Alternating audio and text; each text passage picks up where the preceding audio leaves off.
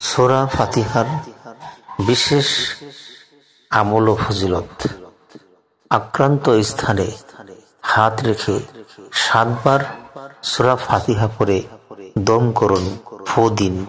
ইনশাআল্লাহ ব্যথা, বেদনা, চাবানি, কামড়ানি যে কোনো সমস্যা খুব সহজেই দূর হয়ে যাবে ইনশাআল্লাহ। জাদু বা বদনজর দূর করতে সাহায্য করবে। সেজন্য ৭ বার পরে ঝাড়ফুঁক করুন।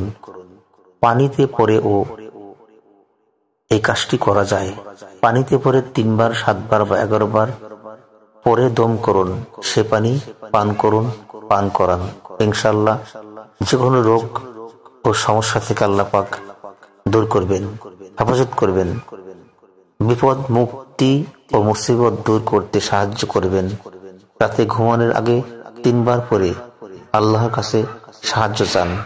রিজিক ও বরকতের জন্য ফজরের পর ৪১ বার পাঠ করলে রিজিক বৃদ্ধি হয়।